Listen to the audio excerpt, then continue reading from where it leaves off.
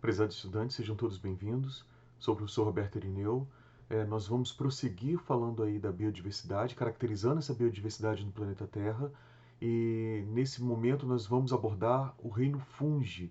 Então, os fungos, eles vão representar aí organismos que apresentam características compartilhadas com plantas e animais. Portanto, houve aí uma grande dificuldade de classificar esses organismos durante a história do processo de classificação de seres vivos. Eles foram por bastante tempo inseridos no grupo das plantas, mas os fungos eles vão ter uma característica que é compartilhada em todos eles, que é o fato de lançarem enzimas para o ambiente e terem aí uma digestão extracorpórea. Além disso, eles vão apresentar parede celular constituída de quitina. Então, essas duas características elas vão se constituir nas características apomórficas desse grupo, o que justifica a existência de um reino próprio que se denomina reino fungi. Além disso, os fungos eles são importantes ecologicamente, uma vez que eles fazem parte aí de associações com raízes de plantas, e isso aumenta muito a eficiência de extração de água e sais minerais do solo. Em contrapartida, obviamente, eles recebem os produtos gerados através da fotossíntese. Além disso, os fungos são decompositores. Existem várias espécies decompositoras e essas espécies elas estão envolvidas no processo de reciclagem da matéria nos ecossistemas, ou seja, essas espécies elas são responsáveis por devolverem ao ambiente os nutrientes que fazem parte da constituição do corpo dos organismos que morreram. Nós vamos ver que os fungos também têm importância médica, importância econômica, são responsáveis por diversas doenças parasitárias, além disso, são responsáveis por contaminação dos alimentos. E por fim, nós vamos falar aí de que os fungos eles são responsáveis pela descoberta dos antibióticos, por exemplo. Essa aula ela vai ser subdividida em 4 tópicos. O primeiro tópico vai abordar as características gerais dos fungos. Depois nós vamos prosseguir para os aspectos reprodutivos do ciclo de vida dos fungos.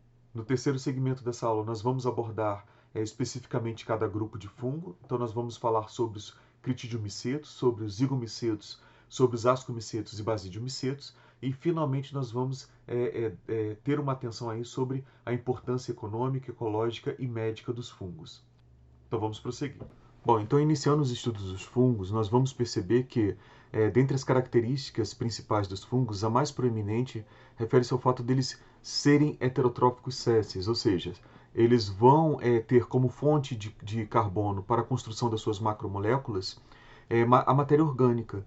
Nesse sentido, eles vão ter vários hábitos nutricionais para adquirir essa fonte de carbono do meio, seja através de associações mutualísticas. Então existem fungos, por exemplo, que vivem interagindo com as raízes das plantas, e nesse sentido esses fungos eles acabam absorvendo nutrientes do solo e água e passando esses nutrientes e água para as raízes das plantas, não só para as raízes das plantas, mas eles podem viver de forma consorciadas com outros seres vivos. Então nós vemos, por exemplo, o caso dos líquens, onde existe aí a associação de um tipo de produtor, que pode ser uma bactéria, uma cianobactéria ou uma alga, e nesse sentido existe também essa troca. O fato é que nesses tipos de relações mutualísticas, nós vamos perceber que os fungos eles sempre contribuem com nutrientes, sempre contribui com águas, principalmente fontes de nitrogênio, fontes de fosfatos, que são necessários por parte do produtor para a construção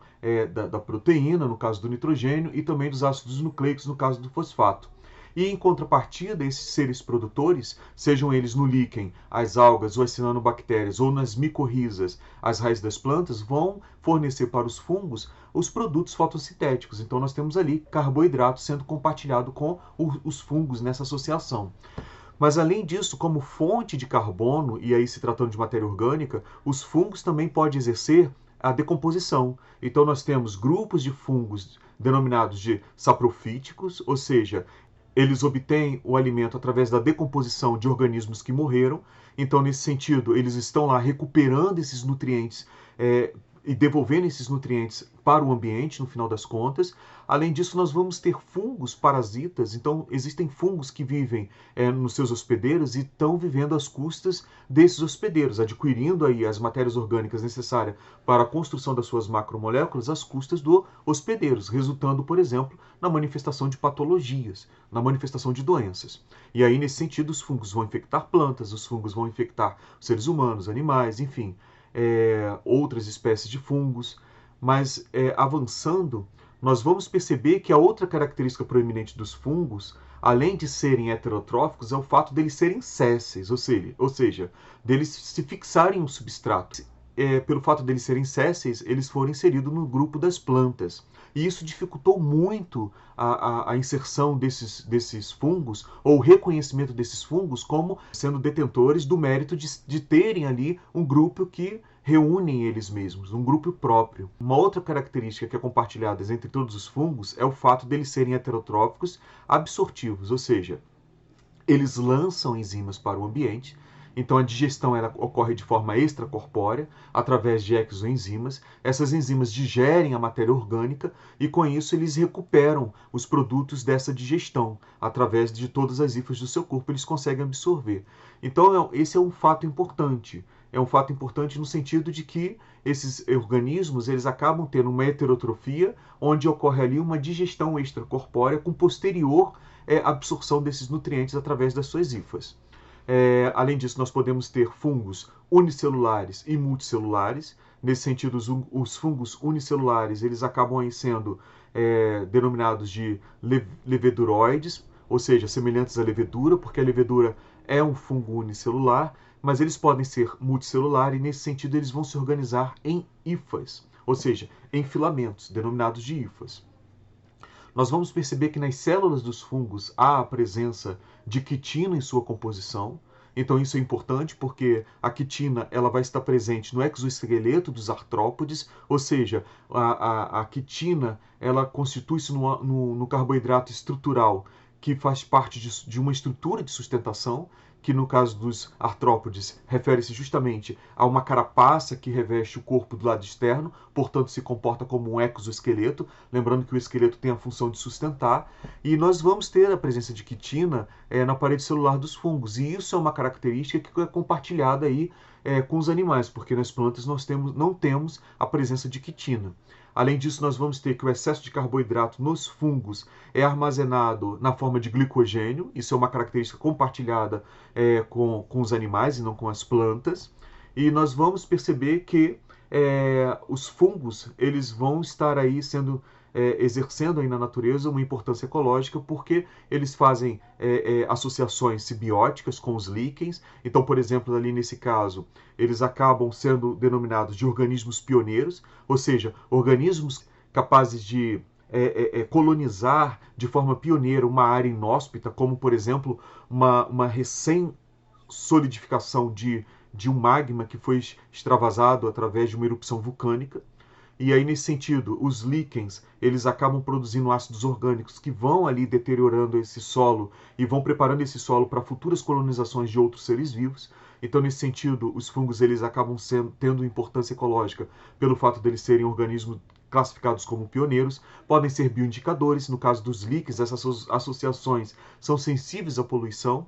Então, a ausência de líquen pode denotar aí a presença de agentes poluidores no ambiente.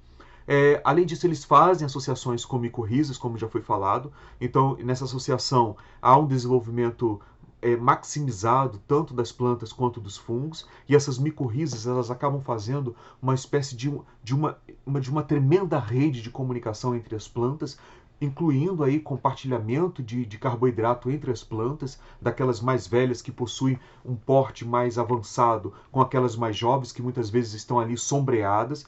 Nós vamos ver que os fungos, como parasitas, eles têm importância médica, alguns são comestíveis e outros, seus produtos, acabam aí gerando produtos economicamente rentáveis, como por exemplo as leveduras, que através do processo de fermentação acabam gerando o álcool, e o álcool é utilizado para a produção de etanol, para a produção de bebidas alcoólicas, mas existem fungos que eles mesmos fazem parte aí das culinárias.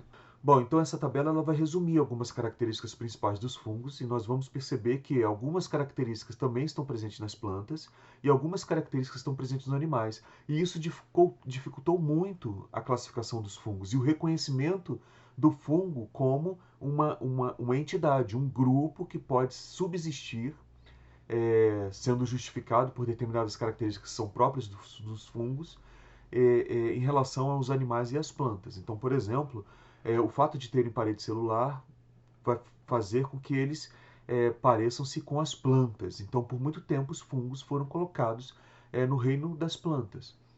O comportamento séssil também aí é uma característica compartilhada com as plantas. O armazenamento de glicogênio, ou seja, o excesso de carboidrato é armazenado na forma de glicogênio, essa é uma característica compartilhada com os animais. A ausência de clorofila, portanto, os fungos, mesmo tendo esse comportamento séssil, eles não realizam fotossíntese, portanto, eles vão ter um hábito heterotrófico. É, nós vamos perceber aí agora algumas características que são exclusivas dos fungos. O fato deles exercerem nutrição heterotróficas, isso faz com que eles sejam próximos dos animais. Mas quais são as características que são próprias dos fungos e quais são as características que são exclusivas dos fungos? Então, por exemplo, a segregação dos cromossomos nos fungos, ela se dá de forma intranuclear. Ou seja, enquanto aí a gente consegue perceber que nos animais e nas plantas há o desaparecimento do envoltório nuclear no processo de divisão celular, e aí nós conseguimos perceber que esses cromossomos, que as cópias desses cromossomos, elas são levadas para um dos polos da célula, fazendo com que haja aí uma garantia de que cada célula filha venha a herdar uma cópia daquele cromossomo que foi duplicado. Nos fungos, essa partilha dos cromossomos, essa segregação dos cromossomos, ela se dá no interior do núcleo, ou seja, na maioria dos fungos, o envoltório nuclear ele não se desfaz, ele vai se desfazer nos processos terminais da telófase. Ou seja, a telófase é a último estágio, a última etapa da divisão celular. E é ali em que vai ocorrer a degeneração do envoltório nuclear. Então, a gente consegue ver que é uma característica que é própria dos fungos. Além disso, a maioria dos fungos não tem centríolo.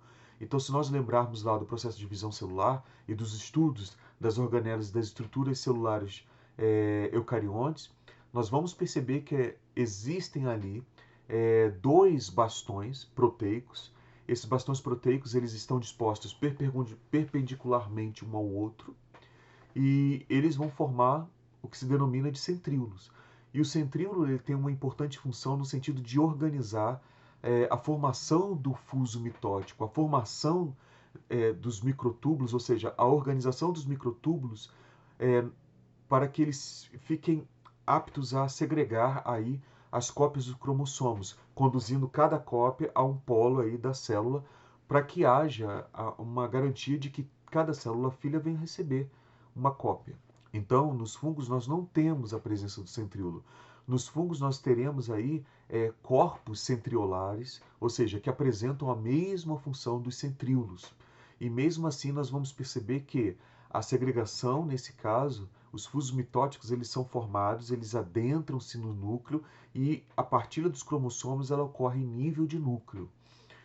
Prosseguindo, nós vamos perceber que os fungos na fase adulta eles são haploides.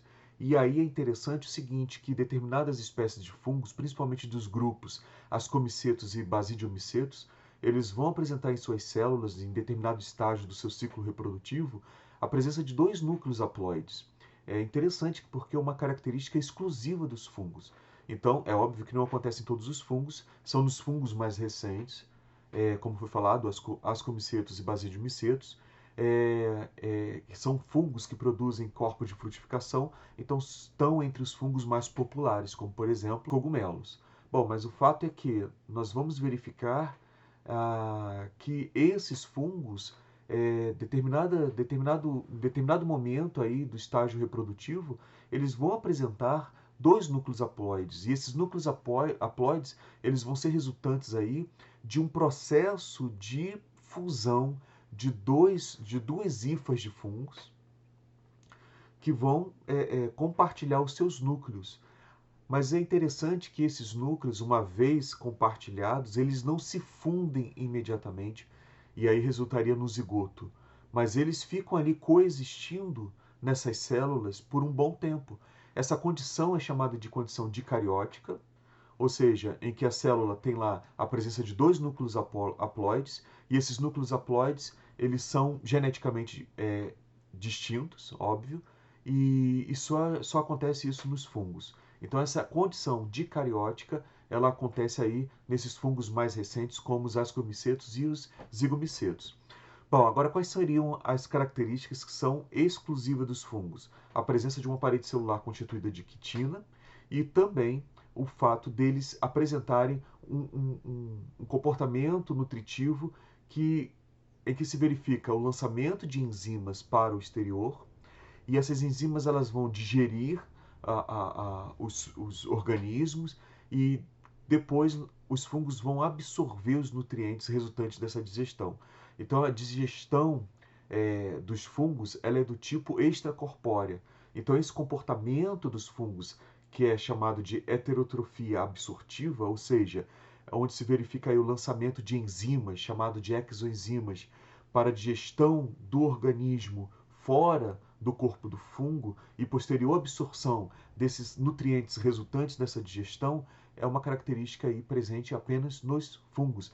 E então, resumindo, a presença de quitina na parede celular conjugada com a heterotrofia absortiva são características exclusivas dos fungos e correspondem não só à apomorfia, mas à sinapomorfia dos fungos, que justifica a criação do reino fungi.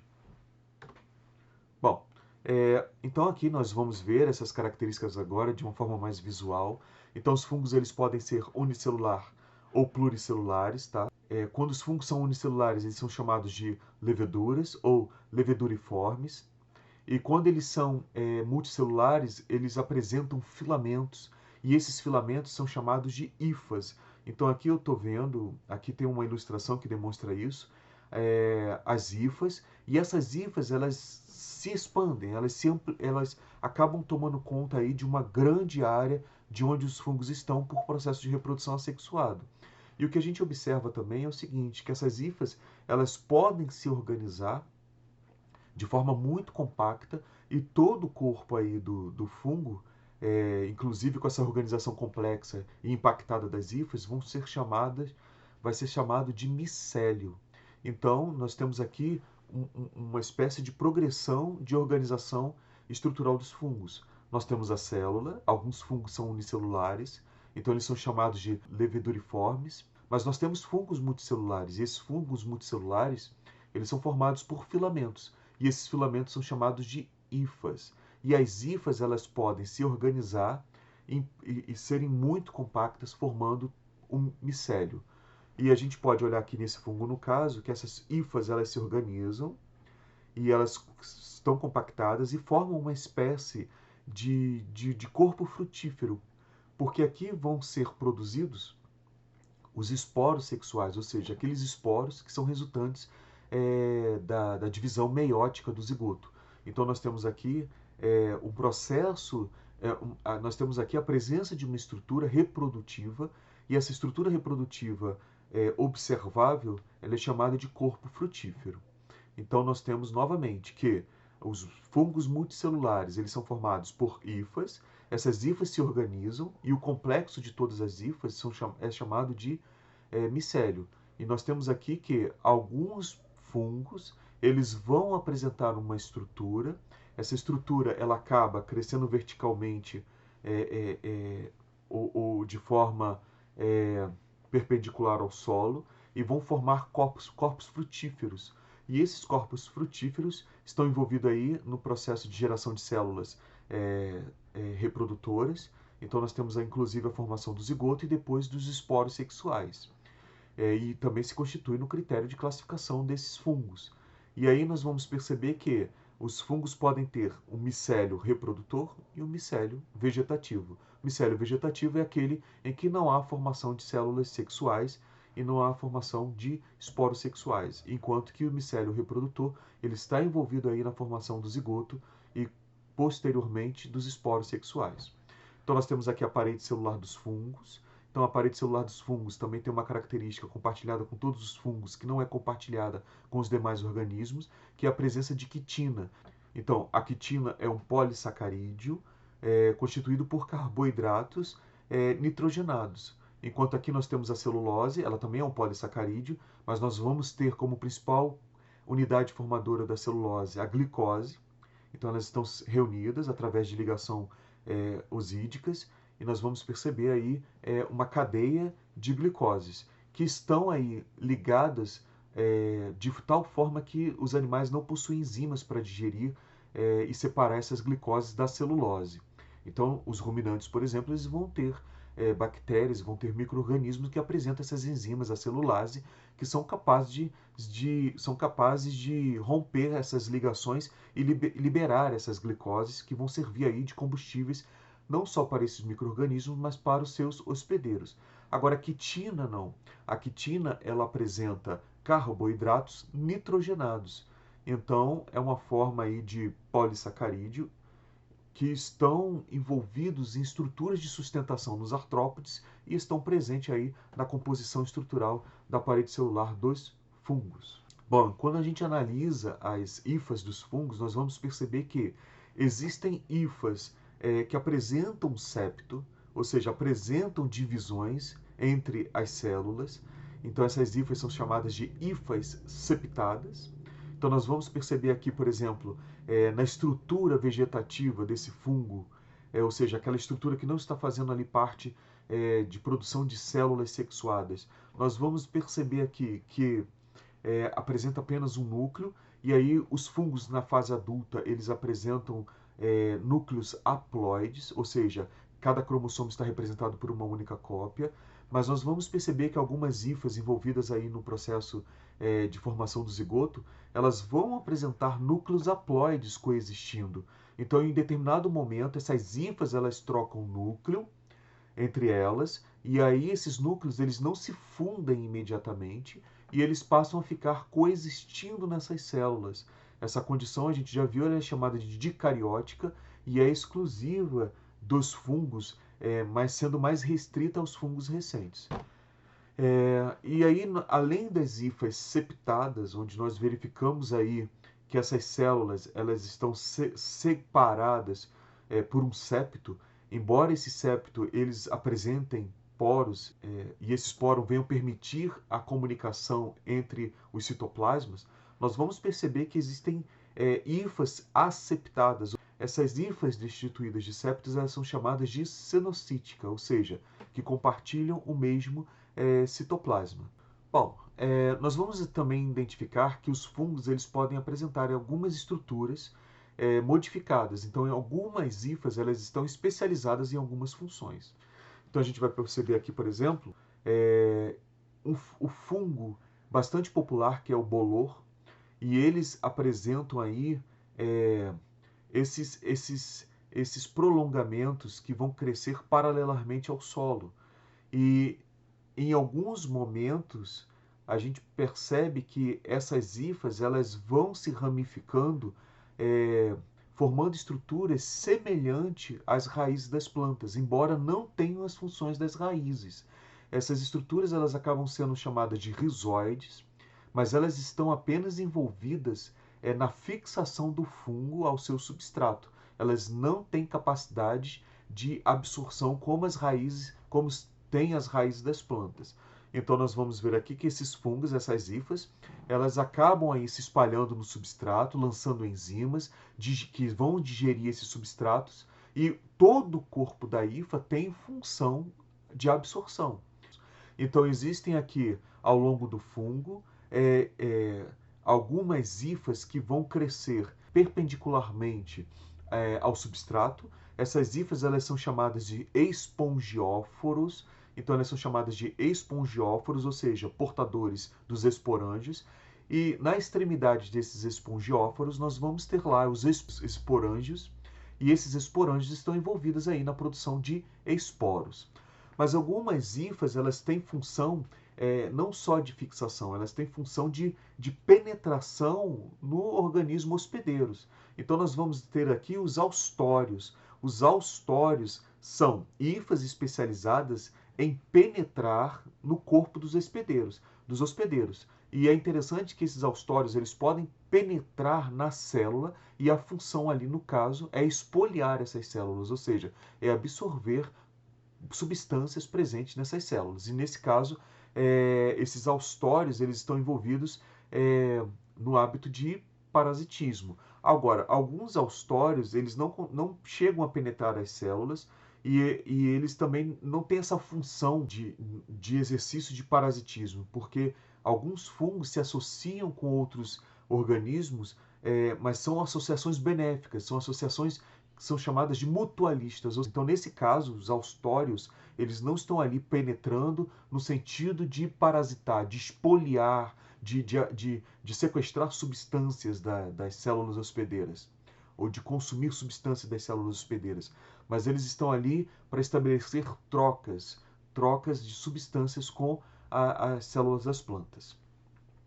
Bom, o que tem que ser falado também é o seguinte, que a hifa, ela apresenta aí uma relação superfície-volume alta, ou seja, existe aí uma mais superfície do que volume. Isso é super importante para o crescimento dos fungos, no sentido de que amplia a área de absorção de nutrientes. Então, em termos de potência de absorção de nutrientes e água, os fungos eles acabam apresentando uma alta eficiência.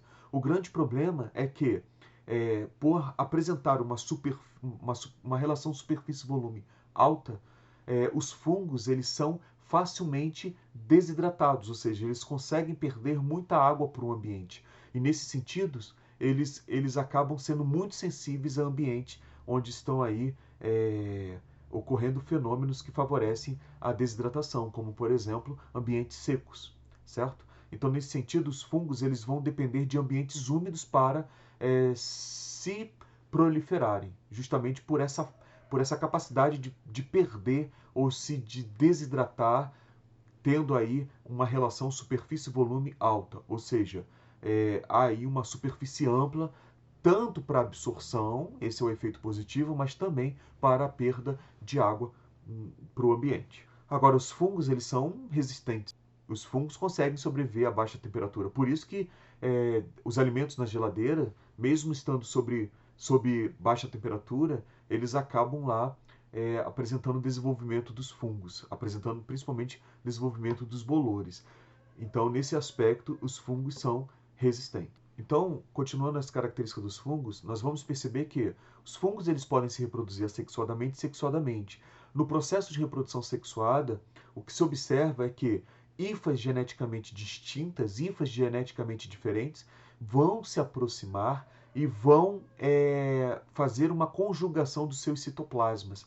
Esse processo de formação de pontes citoplasmática entre duas hifas e que vai fazer a junção, que vai resultar na junção desses dois citoplasmas, é chamado de plasmogamia. E na plasmogamia nós temos aí que é um evento precedente à doação dos núcleos, ou seja, a cariogamia. Então, esses fungos, essas hifas geneticamente distintas, elas vão parear, elas vão formar uma ponte citoplasmática e ali vai ocorrer a troca dos núcleos. E é interessante que, no final desse processo, nós temos ali a coexistência de dois núcleos. Esse processo é chamado de dicarionte. Então, é uma característica exclusiva aí que está presente no ciclo sexuado dos fungos mais recentes, ascomicetos e basidiomicetos. E aqui nós temos a ilustração demonstrando que a segregação dos cromossomos, a formação dos fusos mitóticos, ela se dá intranúcleo. Ou seja, nós temos aqui que a separação desses cromossomos está ocorrendo no interior do núcleo, significando que não há aí a degeneração do envoltório nuclear. Isso só vai acontecer nos estágios finais da reprodução celular, ou seja, na telófase tardia. Bom, então, numa tentativa de estabelecer a relação filogenética evolutiva dos fungos, A pergunta fica, será que os fungos estão mais próximos evolutivamente dos animais ou das plantas? Será que eles podem ser inseridos no grupo das plantas, como ele já foi inserido há muito tempo? Nós vamos verificar que os fungos eles vão ter características mais próximas aos animais do que os vegetais. Então, análise morfológica e análise genética vão aí estabelecer que os fungos e os animais eles têm um ancestral comum mais recente do que qualquer um deles com as plantas.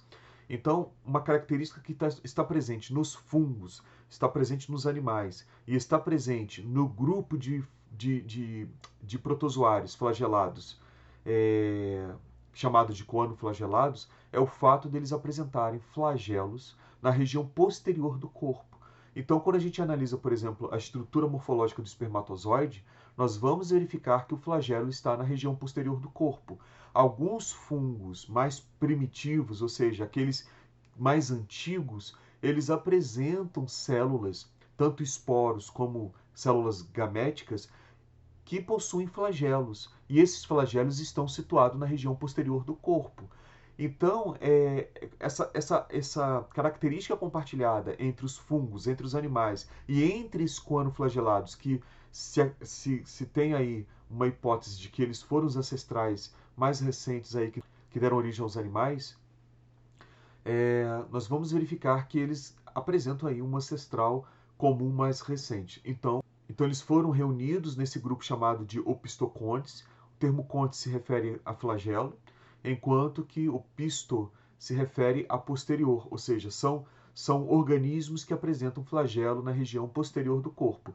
E além disso, existe uma organização gênica que é só verificada entre esses membros, e não sendo verificado em nenhum outro organismo. Então, essas duas características acabam aí justificando a existência de um grupo chamado Opistocontes, e nesse grupo são incluídos os fungos, os animais e também os coanoflagelados. Bom, então uma vez falado das características gerais dos fungos, nós vamos partir agora para os aspectos reprodutivos. Então então é verificado também que os fungos apresentam as duas modalidades de reprodução assexuada e reprodução sexuada. Então, na reprodução assexuada, nós vamos visualizar o brotamento como exemplo. Então, nós temos aqui a levedura e, num dado momento, os núcleos são divididos e esses núcleos, cada cópia dele, vai para um polo dessa célula e começa a formar uma espécie de broto. Então, nós vamos ver aqui a formação de uma espécie de apêndice dessa célula e nesse apêndice é direcionado ali o núcleo. E com isso nós vamos verificar a ruptura desse broto, dessa expansão, com a separação dessas duas organizações que vão aí agora vão se constituir nas células filhas daquele progenitor. Então, o brotamento se constitui aí numa reprodução assexuada típica de fungos unicelulares. Nos fungos multicelulares, nós vamos verificar que há aí a possibilidade de reprodução assexuada por fragmentação.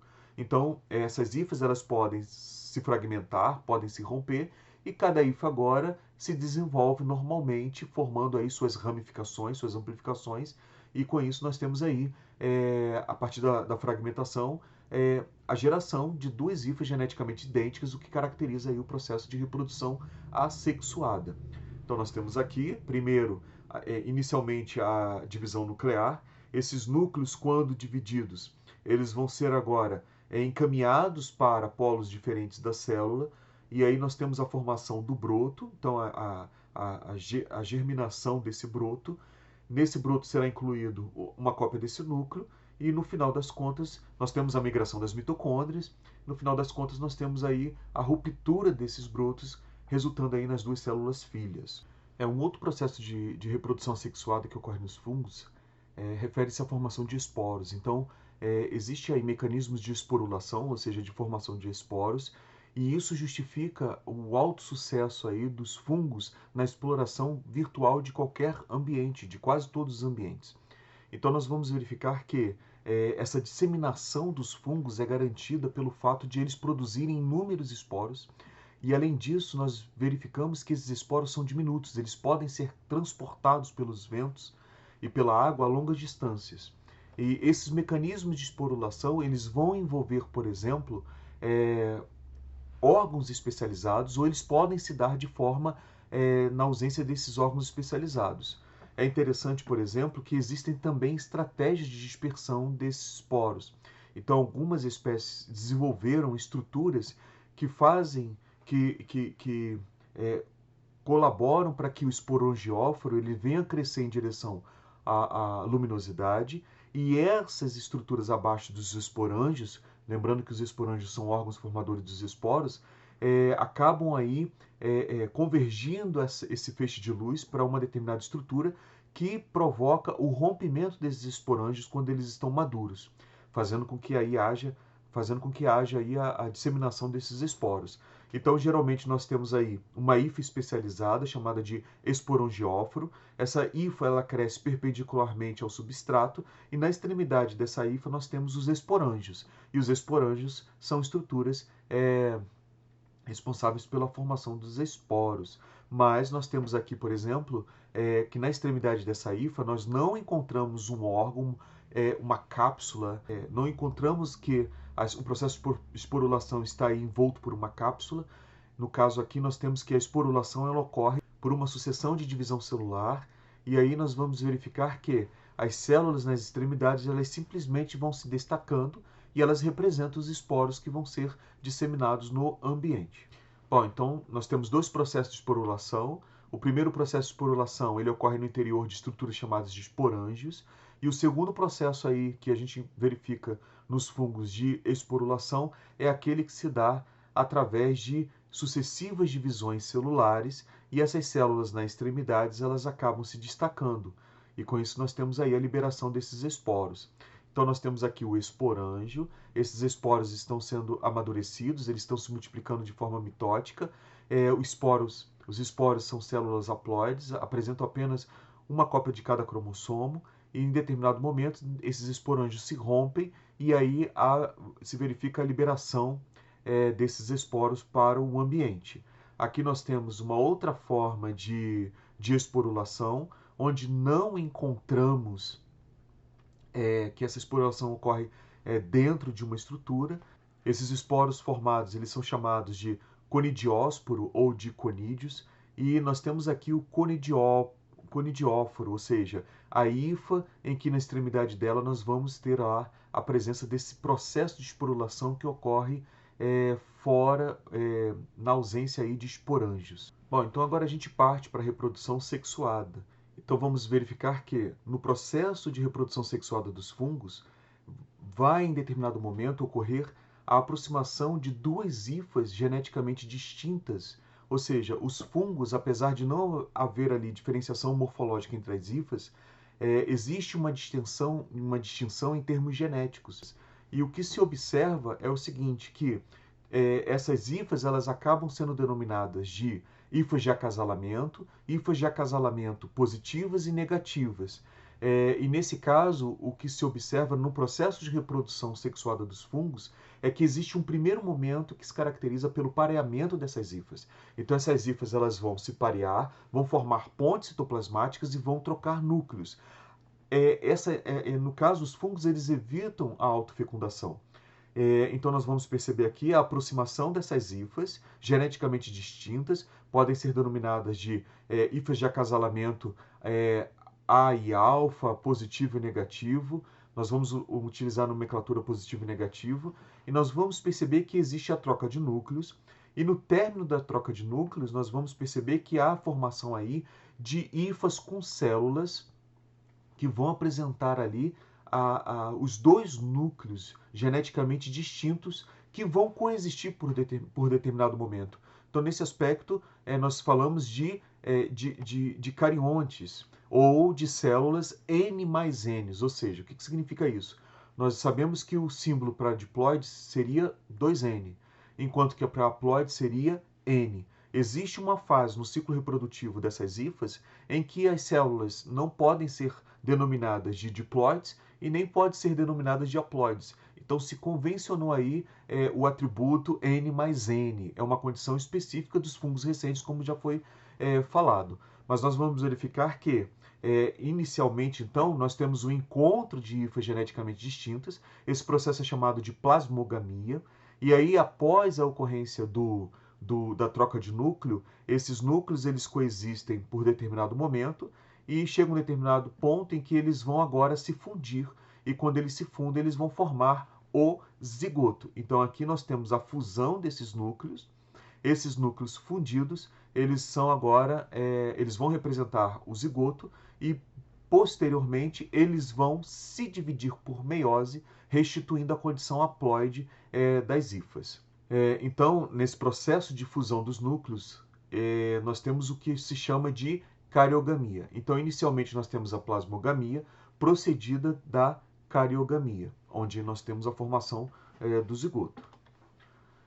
Nós vamos verificar então aqui o processo de reprodução sexuada do ciclo de vida da maioria dos fungos. Os fungos mais primitivos, denominados de quiterídeos, quiterídeo-micetos, eles não apresentam esse ciclo reprodutivo. Então nós vamos ver aqui o seguinte, que nós temos a fertilização, ou seja, a formação do zigoto. Esse é o estágio diploide desse fungo, é um estágio extremamente curto na maioria dos fungos. Nós vamos verificar que esse zigoto ele sofre meiose e dá origem aos esporos sexuais. Esses esporos sexuais eles continuam a se dividir por mitose. Como os esporos são haploides, todas as células resultantes também são haploides. Formam-se as hifas. Essas hifas elas vão ter tipos de acasalamento distintos. Então nós vamos ter hifas do tipo de acasalamento positivos e hifas do tipo de acasalamento negativo. No caso aqui, nós vamos ter, para a continuidade do ciclo reprodutivo sexual, o encontro dessa hifa, que foi denominada aqui de tipo acasalamento positivo, com uma hifa do tipo acasalamento negativo, onde elas vão promover ali a plasmogamia, ou seja, essas hifas elas vão realizar ponte citoplasmática e vão trocar os núcleos. E por fim, nós temos ali esse estágio agora, que é o estágio dicariótico, onde esses núcleos vão coexistir. É o estágio da vida dos fungos, onde nós temos lá o estágio N mais N. Bom, e ali nós reiniciamos com a formação do zigoto todo o ciclo reprodutivo sexuado dos fungos. Mas nós temos que perceber que os fungos também eles se reproduzem de forma assexuada. Então, em determinado momento, esses esporos eles podem se reproduzir de forma assexuada. Então, nós temos aí a formação desses esporos. Esses esporos eles formam as hifas e essas hifas elas acabam se reproduzindo assexuadamente através da fragmentação ou formando esporângios, e nesses esporângios nós temos a formação de esporos por reprodução assexuada e liberação desses esporos para a disseminação desses fungos.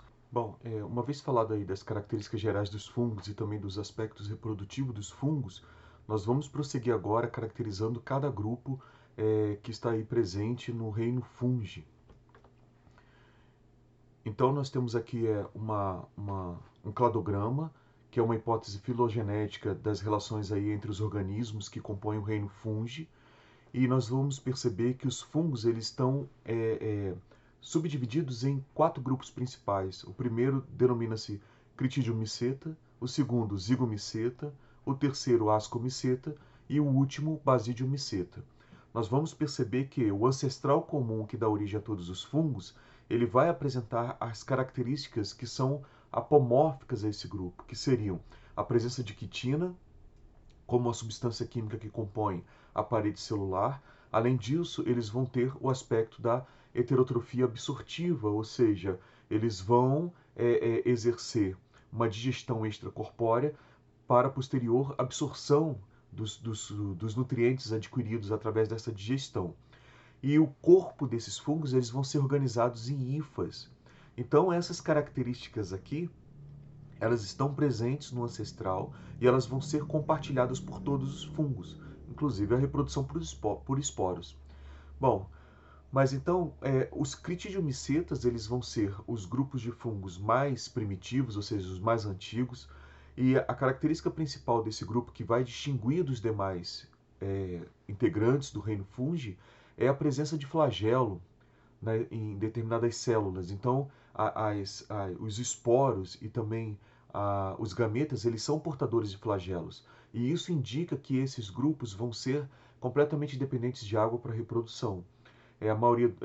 Nós temos representantes dos critidiomicetas que são parasitas importantes, parasitas de plantas, parasitas de anfíbios, e, e essa seria a característica, que é uma característica associada a uma condição primitiva, a presença de flagelos nas células, tanto nos esporos quanto também nas células gaméticas. Além disso, os critidiomicetas eles apresentam um ciclo de reprodução que se distingue dos demais grupos, que é o fato de eles terem a alternância de gerações, ou seja, o ciclo reprodutivo dos critidiomicetas é semelhante àqueles das plantas.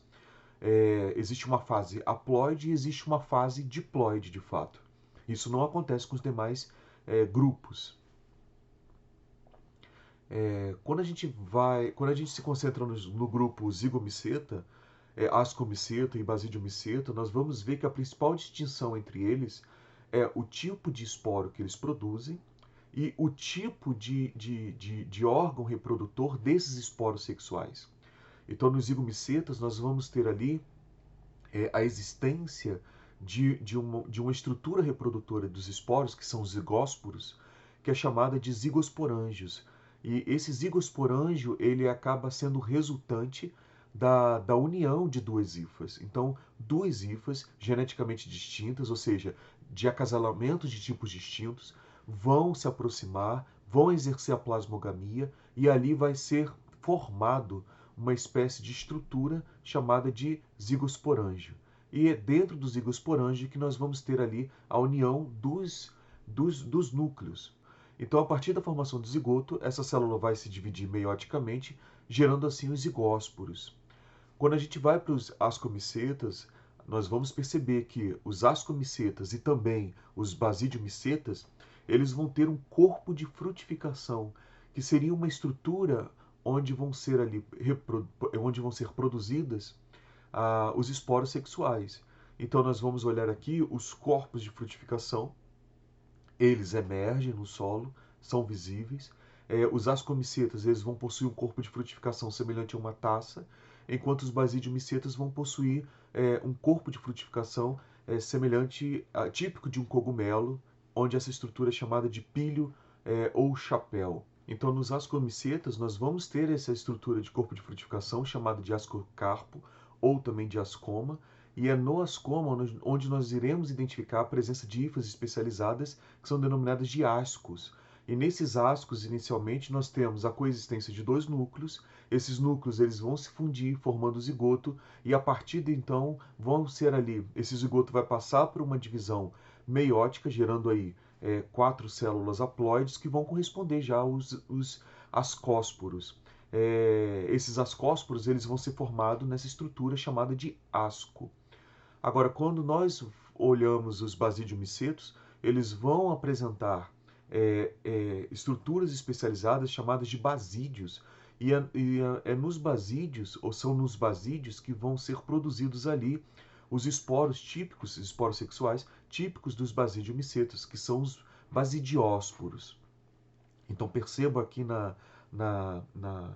no cladograma que a partir dos critidiomicetas nós temos a perda do flagelo. Então os zigomiceta, ascomiceta e basidiomicetas não vão possuir células portadoras de flagelos. Nos zigomicetas nós vamos ter ali a formação dos zigósporos, que se dá nessa estrutura chamada de zigosporângio, resultante aí da união de duas hifas geneticamente distintas.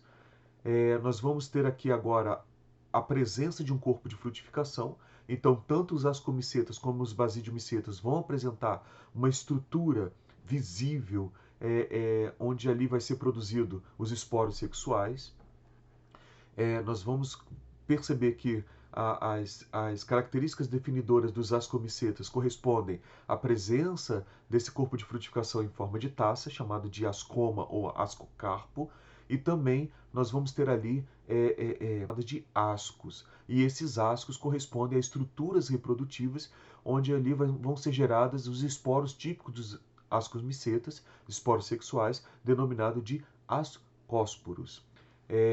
Além disso, quando nós prosseguimos na evolução dos fungos, nós vamos perceber que os basidiomicetas vão ter como características distintoras a presença de esporos típicos dos basídeos micetas, que são os basidiósporos, que são formados em estruturas reprodutivas denominadas de basídeos. E esses basídeos estão localizados aqui no basidiocarpo. Então, o primeiro representante dos fungos que nós vamos estudar são os critidiomicetos. São geralmente fungos saprófagos ou parasitas. Então, nós temos aqui que há uma importância econômica dos critidiomicetos quanto ao parasitismo de plantas e ecologicamente de determinados anfíbios. Esses fungos eles podem ser unicelulares ou multicelulares, apresentando hifas. Essas hifas são do tipo cenocítica, ou seja, são destituídas de septos. Além disso, nós vamos verificar que os critidiomicetos eles vão se distinguir dos demais representantes pelo fato de apresentarem esporos e gametas flagelados. Então, nós identificamos nos critidiomicetos também um ciclo reprodutivo onde ali uma fase haploide e uma fase diploide, característico então de um ciclo de vida denominado de alternância de gerações. E além disso, nós vamos verificar que nos critidiomicetos não há a presença da condição dicariótica, ou seja, em nenhuma célula nós não vamos encontrar ali a presença de dois núcleos coexistindo entre eles. Então aqui nós temos o ciclo reprodutivo dos critidiomicetos. Então nós vamos perceber aqui a formação do zigoto inicialmente, dando início à fase diploide, a fase esporofítica desses fungos. Então o zigoto ele começa a se dividir por mitose, formando aí o esporófito jovem. Esse esporófito aqui ele vai apresentar estruturas denominadas de esporângios. Esses esporângios eles vão produzir os esporos, mas existem dois tipos de esporângios. Esporângios que vão produzir esporos de forma assexuada. Então, esses esporos que são portadores de flagelos e, portanto, são chamados de zoósporos, eles, resultante de uma divisão mitótica, todos eles são diploides, porque eles vêm de uma célula diploide que é o zigoto.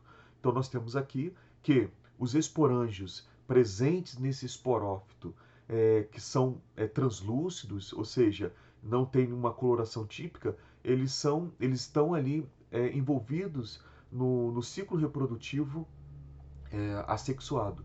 Então, como essas células elas sofrem mitoses, nós vamos ver que esses zoósporos eles acabam sendo diploides e eles acabam aí tendo flagelo. Bom, mas nós vamos ver que nesse esporófito aqui diploide, nós temos a presença de esporângios que são esporângios com uma determinada coloração, uma coloração mais escura. E aqui nesses esporângios, o zigoto ele vai sofrer meiose e nós vamos ter a formação de um esporo sexual, ou seja, de um esporo que resultou do processo de divisão miótica de uma célula zigótica. E esses esporos vão ser libertados no ambiente e, novamente, eles são flagelados. Aqui nós temos os zoósporos, né? Os zoósporos haploides, e eles vão dar origem ao gametófito, iniciando assim, portanto, a fase gametofítica desses fungos.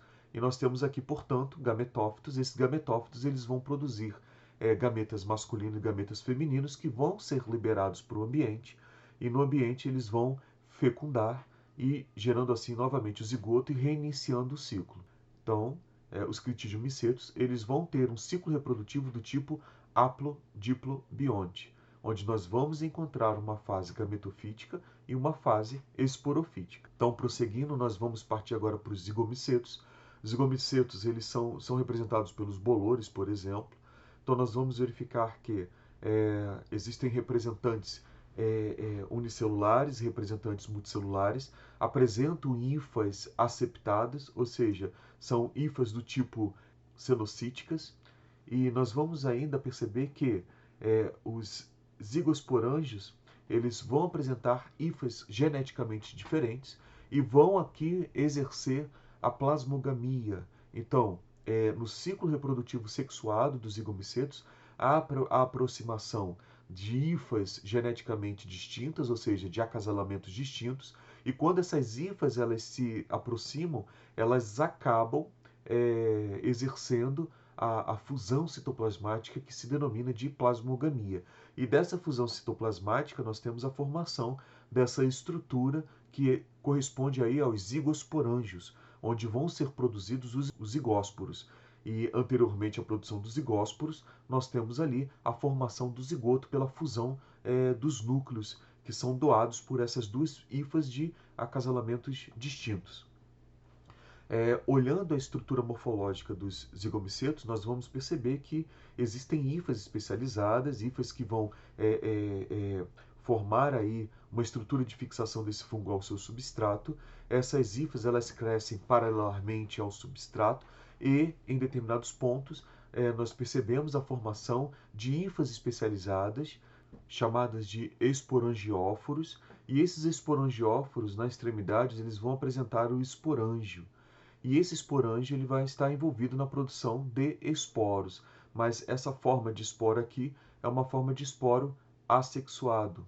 Então aqui nós temos um processo de esporulação, ou seja, de produção de esporo de forma assexuada. E isso contribui muito, isso potencializa muito para a disseminação desses fungos no ambiente.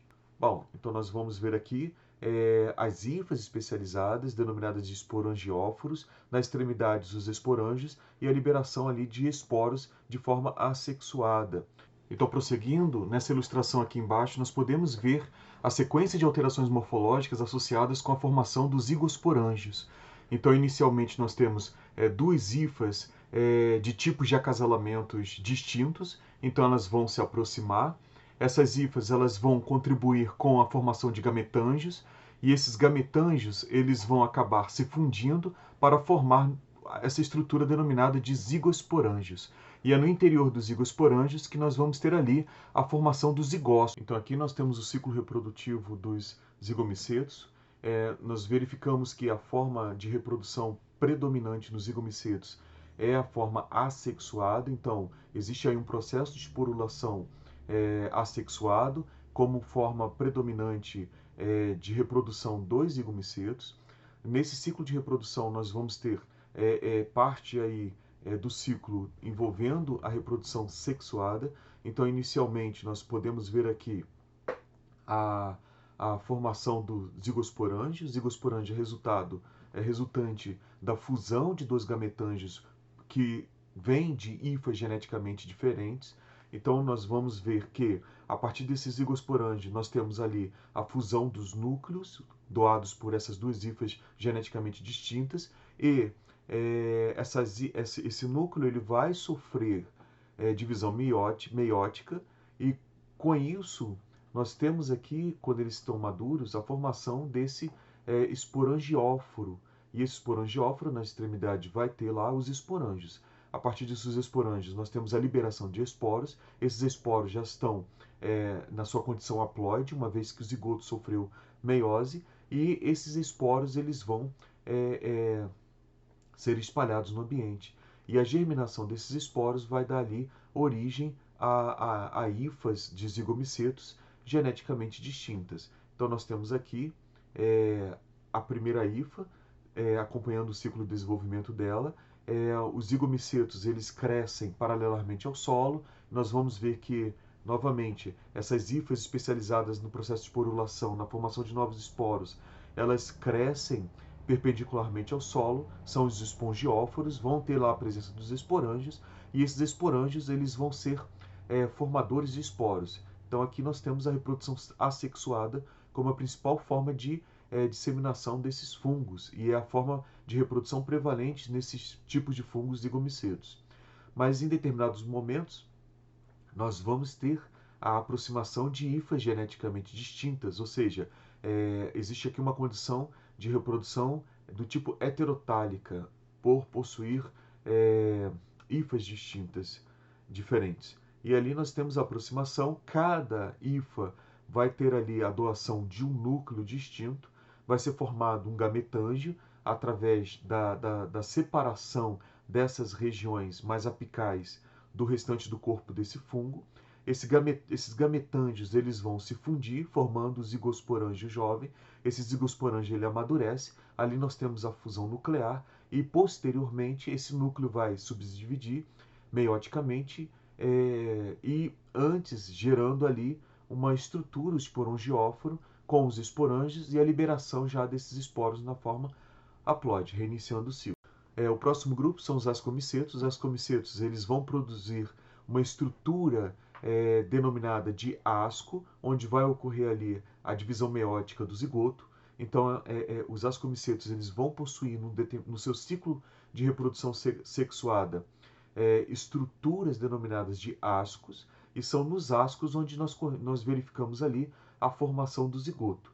Esse zigoto ele vai se subdividir meioticamente, gerando ali 4 células filhas iniciais que se dividem de forma sequente mitoticamente. E ali no final nós temos 8 células dentro desse interior, 8 células dentro do interior dessa estrutura denominada de ascos. E essas células correspondem aí aos ascósporos. Então nós vamos verificar que também os ascomicetos apresentam esse corpo de frutificação típico em forma de taça ou semelhante a este. Nós temos aqui que existem representantes importantes de forma comestível e alguns parasitas também importantes. E existem formas leveduroides. Bom, quanto ao processo de reprodução assexuada, nós vamos perceber a formação dos conídeos. Então, no processo de reprodução assexuada dos ascomicetos, não há ali um encapsulamento do processo de formação de esporo em esporângios. Então, nós vamos verificar que existem nas extremidades dos conodióforos a presença ali de células se dividindo, formando esses esporos, sendo esses esporos denominados de conídeos.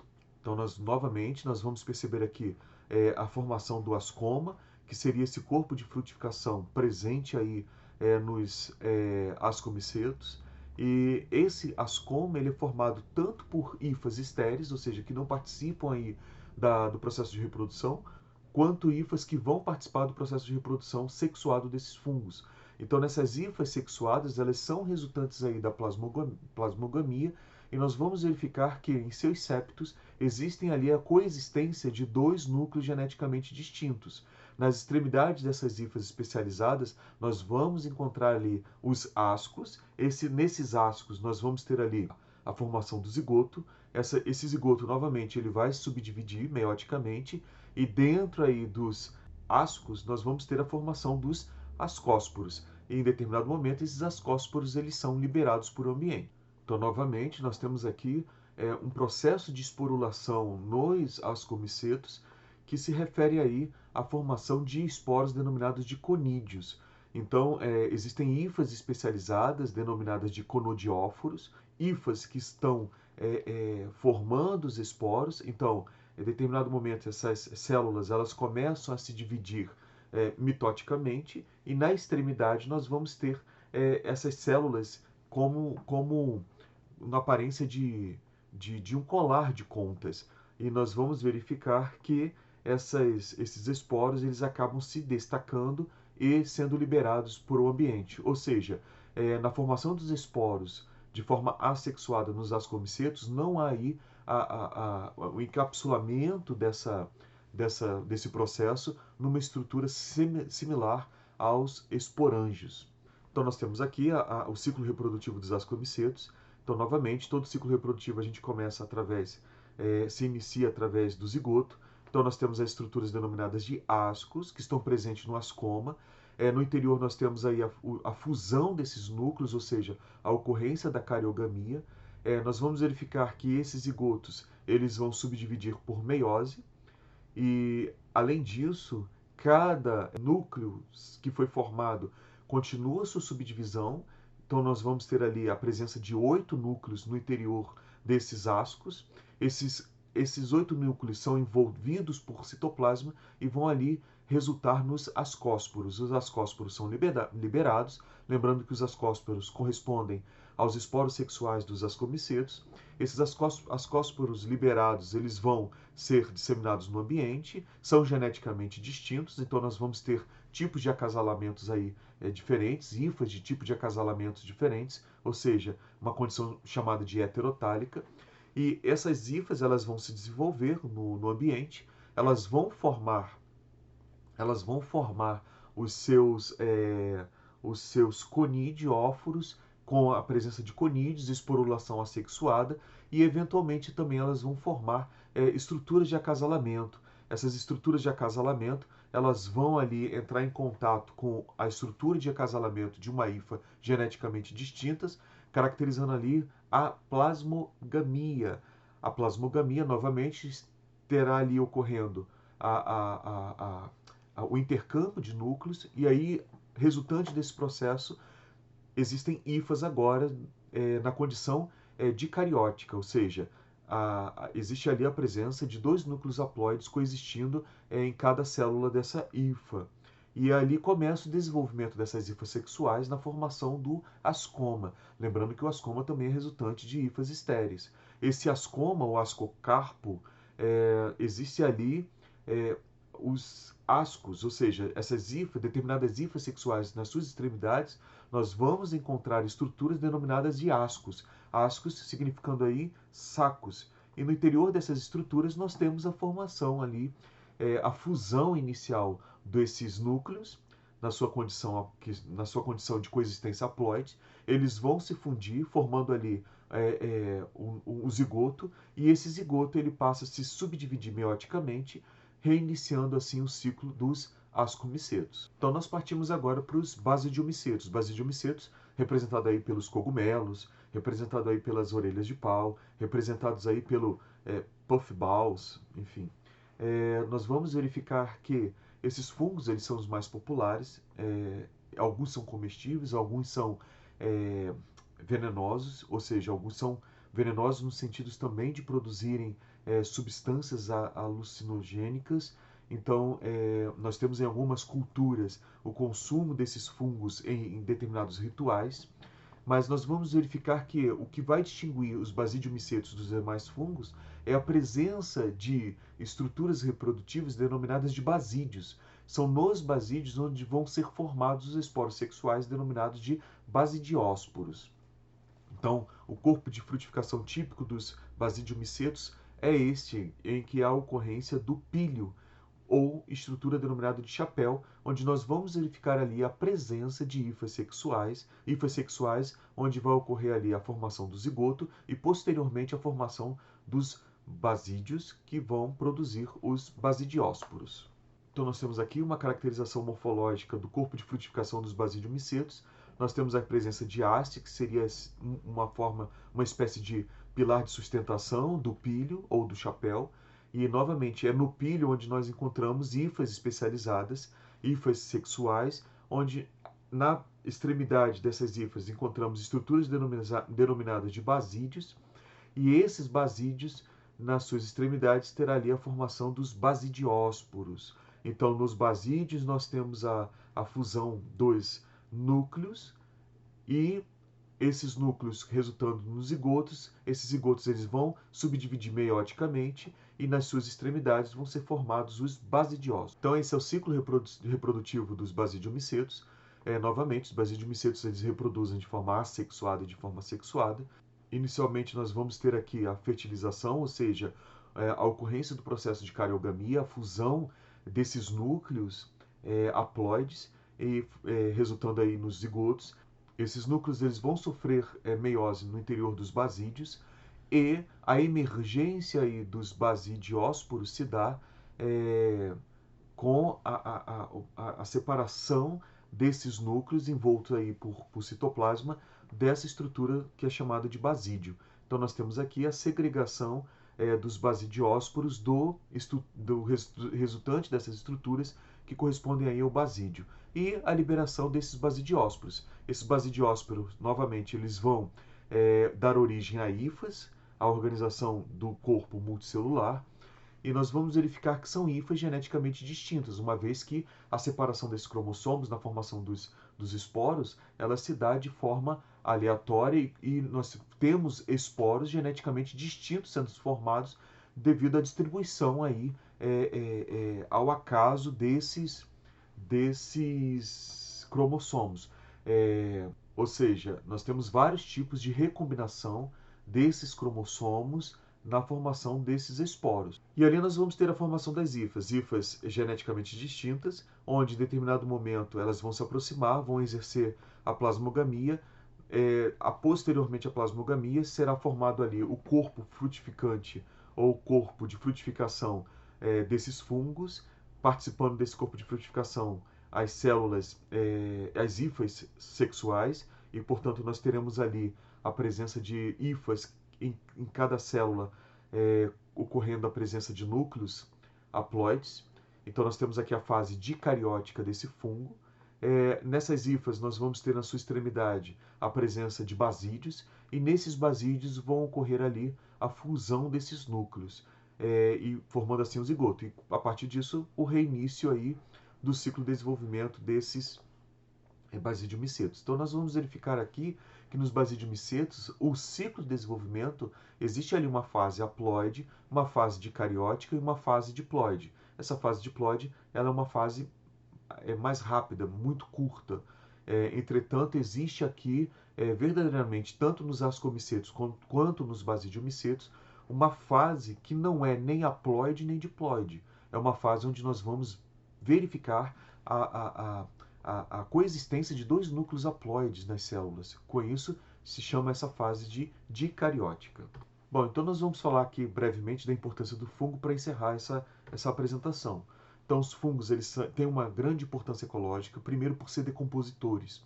Então, esses fungos eles vão se fixar nos substratos, vão liberar as enzimas e vão digerir esses substratos. E com isso, eles participam aí do processo de reciclagem desses nutrientes nos ecossistemas, juntamente com as bactérias.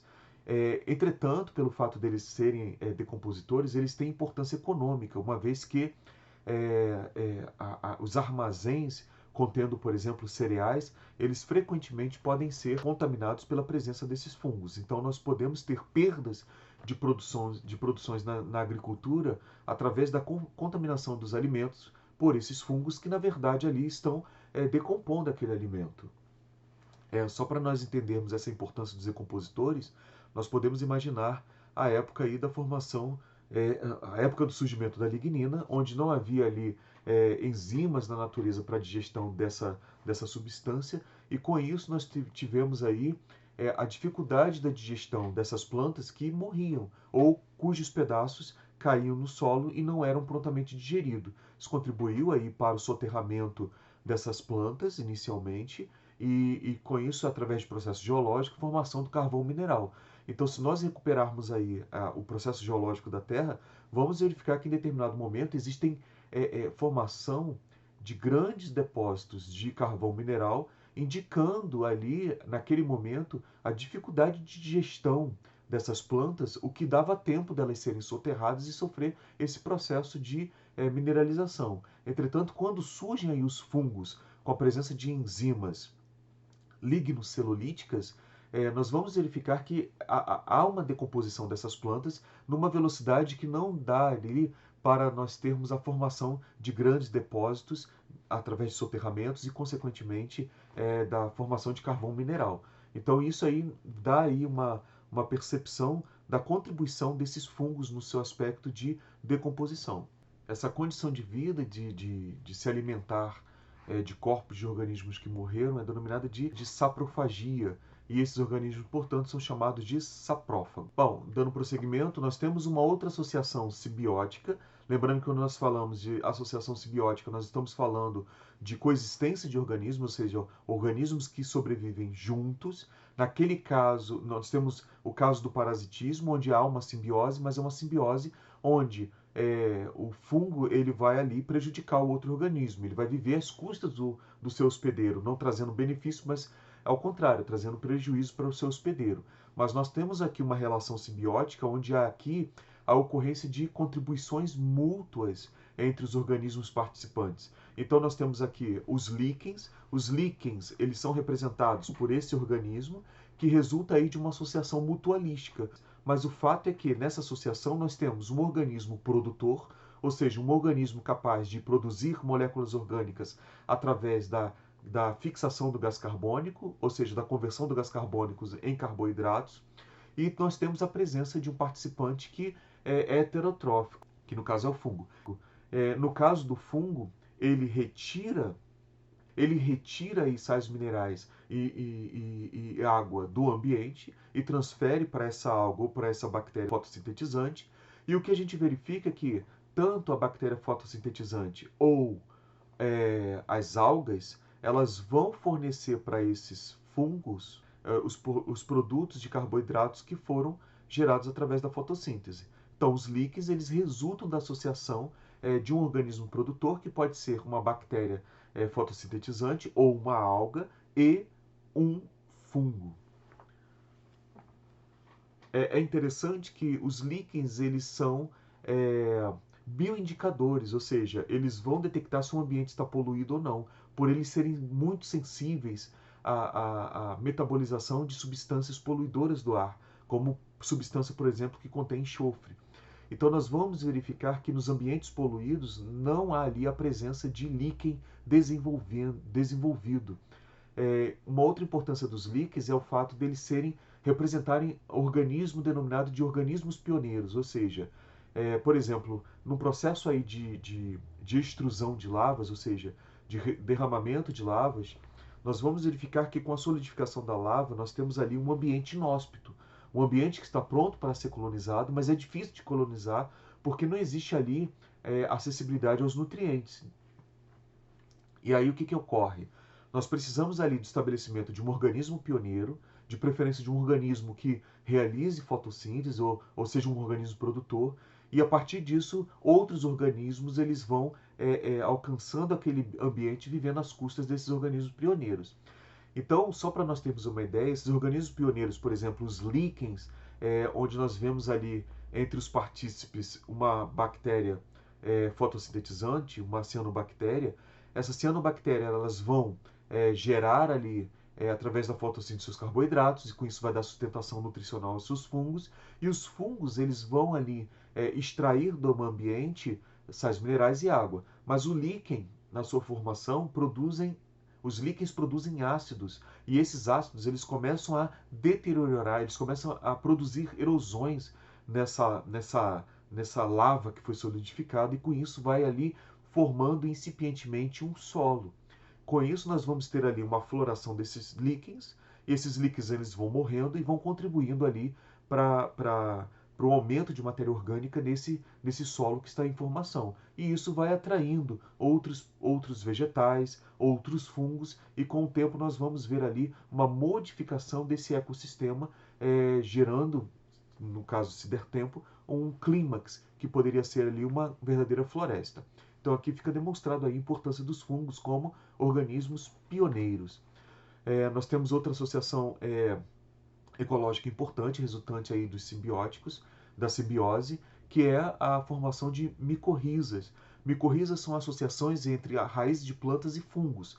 Então nós vemos aqui que essas micorrizas elas podem ser subclassificadas de acordo aí com a capacidade de penetração dessas hifas fúngicas. Então nós temos aí a ectomicorriza e a endomicorriza.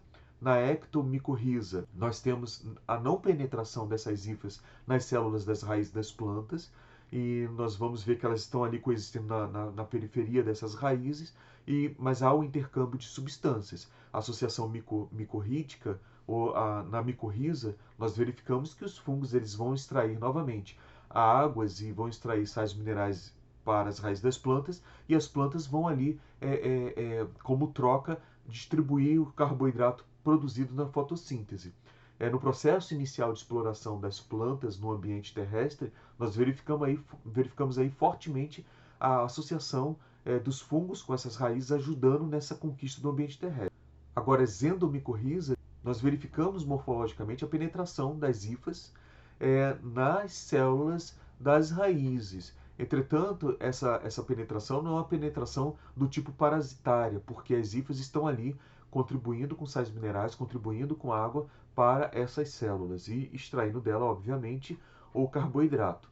Nós temos aqui um experimento que demonstra a importância das micorrizas no desenvolvimento dessas plantas e também dos fungos.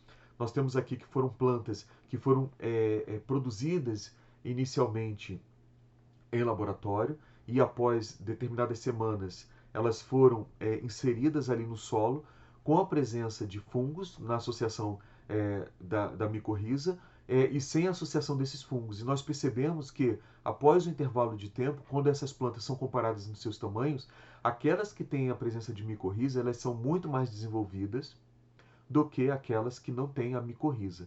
Então percebam aqui, as raízes são mais aprofundadas, estão mais desenvolvidas, e também a parte ali do caule e das folhas, demonstrando a importância das micorrizas. Além disso, as micorrizas elas formam verdadeiras redes de comunicação entre as raízes. Então, por exemplo, aqui nós temos duas plantas bastante desenvolvidas, mas poderíamos ter uma planta desenvolvida e uma planta jovem, e o que ocorre é que aquela planta desenvolvida, que tem uma altura determinada e consegue ali eficientemente captar luz, ela acaba produzindo carboidratos em excessos, e esses carboidratos eles são distribuídos para as plantas mais jovens, que podem estar encobertas pelas sombras. Então nós verificamos aqui uma importância dessas associações entre fungos e raízes das plantas, formando ali uma verdadeira rede de comunicação no solo. É óbvio que existem outras comunicações, como intercâmbio de substância contra parasitas, enfim. Bom, mas nós temos aqui uma importância econômica, uma importância médica dos fungos, resultante inicialmente da relação simbiótica, no caso aqui do parasitismo. Nós vamos verificar que os fungos eles são agentes parasitários importantes de plantas e de animais e do homem.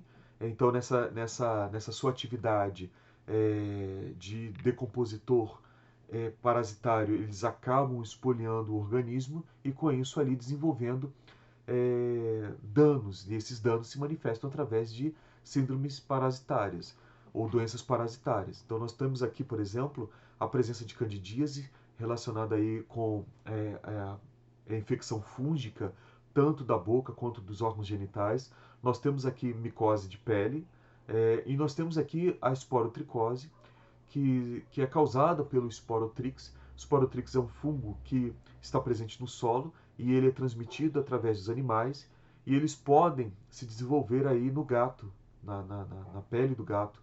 E nós verificamos aí o desenvolvimento dele e a formação dessas feridas na pele. E a transferência dos esporos desse fungo pode se dar por arranhaduras desses gatos, pode se dar através do contato de objetos perfurantes e cortantes no ambiente. E com isso, uma vez esses poros presentes aí no interior do organismo humano, eles vão se proliferar nos linfonodos, e eles proliferam, esses linfonodos eles vão crescer na tentativa de combater esses fungos, eles vão sofrer infartos, ou seja, eles vão literalmente explodir, e nós vamos ter aí a representação desses linfonodos que infartaram na pele. Então essas hifas elas acabam colonizando outros linfonodos, e nós temos aqui esse aspecto morfológico dos danos causados pelo Sporotrix nos membros, principalmente nos membros superiores e inferiores humano. Bom, uma importância médica e econômica também é aí a contaminação dos alimentos pelos fungos. Esses fungos eles vão produzir, por exemplo, os aspergillus flavus, eles vão produzir uma toxina carcinogênica. Então a aflatoxina é uma substância carcinogênica, e ela vai contaminar amendoins, por exemplo, vai contaminar outros cereais como os milhos. Então nós temos aí um certo cuidado com o consumo desses alimentos, porque eles podem ter sido contaminados por esses fungos, os aspergillus, que produzem a aflatoxina, e a aflatoxina ela se liga no DNA, produzindo lesões nesse DNA e posteriormente mutações. E essas mutações elas estão associadas aí à geração de células cancerígenas. Mas nós temos uma importância econômica dos fungos no sentido de produção de alimentos. Então existem alguns fungos que eles mesmos são alimentos. Então nós temos aqui a morchela. A morchela ela é aí consumida como uma iguaria. Nós temos aqui fungos sendo utilizados na produção de queijo, fungos utilizados aí na produção de pão e de cerveja. No caso aqui não é o fungo que é consumido, mas metabólitos ou processos metabólicos resultantes desse fungo. Então, nós temos leveduras, por exemplo, que são utilizadas na fabricação do pão, elas vão fermentar, elas vão produzir gás carbônico e vão contribuir para a expansão dessa massa.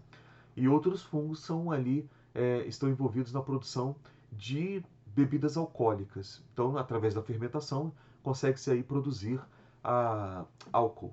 E esse álcool, eles estão aí fazendo parte aí das bebidas. Além disso, nós temos aí a utilização desses fungos na produção de biocombustíveis, como o etanol. Bom, então finalizando a apresentação, é necessário falar da descoberta dos antibióticos. Então, Alexander Fleming foi o responsável pela descoberta de uma substância que inibia o crescimento bacteriano. Ele trabalhava com culturas bacterianas e ele verificou que a sua cultura tinha sido contaminada por um determinado fungo e que essas bactérias elas não conseguiam se multiplicar na proximidade desses fungos. Então, nós teríamos esse aspecto aqui. Nós temos o fungo, e nós podemos perceber que existe uma distância entre o fungo e a bactéria, embora essas bactérias elas consigam sobreviver ao longo aí da cultura, elas não conseguem sobreviver proximamente ao fungo, indicando que pode haver aqui substâncias tóxicas que estão inibindo o crescimento dessa bactéria. Essas substâncias tóxicas elas foram denominadas de antibiótico, e o primeiro antibiótico a ser descoberto foi a ampicilina, que é produzida pelo fungo penicilino.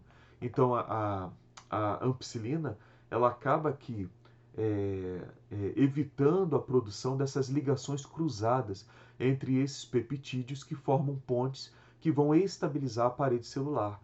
Então, a gente lembra que a parede celular ela é formada por uma alternância de dois carboidratos, e esses carboidratos eles vão formar polímeros, e esses polímeros eles precisam aqui ser ligados uns aos outros através de uma ponte, sendo essa ponte formada por um oligopeptídeo de 4 aminoácidos. E esses oligopeptídeos, por sua vez, eles formam uma ponte cruzada. É essa ponte cruzada que não é realizada, ela não é formada na presença do antibiótico ampicilina, porque ele inibe a enzima que faz essa ponte cruzada entre esses oligopeptídeos, que por sua vez são responsáveis por criar uma estabilidade na parede celular das bactérias. E com isso nós temos aí a deformação dessas paredes celulares e a morte dessas bactérias pela entrada excessiva de água e posterior lise dessas bactérias. Processos de pesquisas posteriores identificaram a substância, e essa substância ela foi chamada de penicilina, em homenagem aí ao fungo que era da espécie Penicillium. Então eu deixo aqui uma frase de reflexão do próprio Alexander Fleming. Às vezes encontramos o que não estávamos procurando. Quando acordei, logo após o amanhecer, em 28 de setembro de 1828, certamente não planejava revolucionar toda a medicina com a descoberta do primeiro antibiótico do mundo, ou o assassino de bactérias, mas acho que foi exatamente o que eu fiz. Então, é interessante isso porque a descoberta da amoxicilina ela foi casual. Alexander Fleming ele trabalhava com fungos, ele não trabalhava com bactéria. E de alguma forma as bactérias contaminaram a cultura dos fungos do Alexander Fleming. E se ele não tivesse se ele não fosse um perito em observação, ele teria descartado aquelas placas onde estavam sendo cultivados os fungos e ele não teria descoberto esse antibiótico. Então, essa reflexão bate muito bem que existem determinados momentos na nossa vida que encontramos o que não procurávamos. Então, fica aqui a reflexão de sermos bons observadores do que está acontecendo, porque podemos aí termos grandes descobertas nesse mundo. Um grande abraço a todos.